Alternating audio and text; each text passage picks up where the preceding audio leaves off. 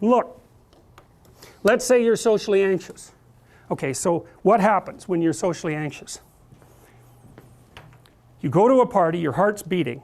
Why? The party is a monster. Why? Because it's judging you. And it's judging you, it's putting you low down the dominance hierarchy, because that's what a negative judgment is. And that interferes with your sexual success. And that means that you're being harshly evaluated by nature itself. Right? So you are confronting the dragon of chaos when you go into the social situation. And so what do? You're like this, right? You hunch over, and that's low dominance. I'm no threat. It's like, well, that's not going to get you very far. You know, but that's a logical thing to do in the face of a tyrant. So I'm no threat. You know, you look at the king and you're dead. I'm no threat. I'm hunched over. And then what's happening internally? What are people thinking about me? What are people thinking about me? Am I looking stupid? Am I looking foolish? Geez, I'm awkward. I hate being here. Man, I'm sweating too much. It's all internalized, right? It's all self-focused. The eye isn't working. What do you tell people? Don't stop thinking about yourself, because you can't. It's like, don't think of a white elephant. White elephant, white elephant, white elephant. You can't tell someone to stop thinking about something because they get caught in a loop.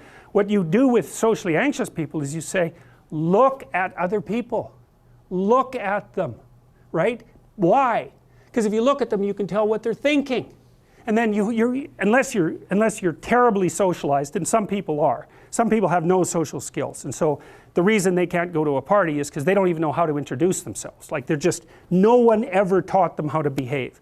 And so they're really good candidates for behavior therapy, because you walk them through the process of how you actually manifest the procedures that are associated with social acceptability. But most people aren't like that. They have the ability. So if they're really introverted and high in neuroticism, they can usually talk quite well to someone one-on-one. Why? Because they look at them. Well, if I look at you, it's another thing to do if you're ever speaking to a group of people. Never speak to the group of people. That doesn't exist. You talk to individuals, and then they reflect for you the entire group, because they're all entrained. So you look at one person, they broadcast to you what everyone's thinking, and you know how to talk to one person. So it's easy. So as soon as you focus on the person, not you, you push your attention outward, use your eye, you push your attention outward, and you start watching. Well, then all your automatic mechanisms kick in, and you stop being awkward. Because if we're talking, and I'm looking here, I don't know what you're going to do next, and I'm going to put disjunctions into they're like bad chords in the melody of our conversation. And the reason is I'm not paying attention. So that's why the eye is the thing at the top of the pyramid. It's like the thing that enables you to win the set of all possible dominance hierarchies is the eye. Pay attention. Pay attention. That's the critical issue. That's why the Egyptians worshipped Horus. That's why Horus was the thing that rescued Osiris from the depths. It's the capacity to pay attention. What do you pay attention to most? What your right hemisphere signals as anomalous. It attracts your attention. It's like, this isn't going quite right. I'm not looking at that. Wrong.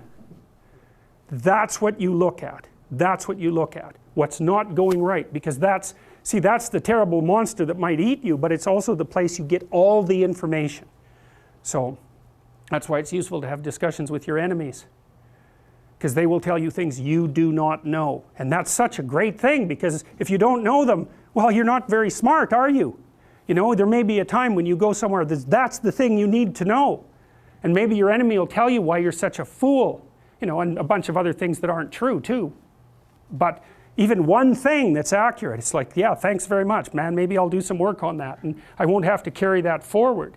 So, and then that's part of the reason, again, why the terrible predator, it's always the terrible predator that has the gold. It's like, it's the person who delivers the message you do not want to hear. So it's rough, but it doesn't matter.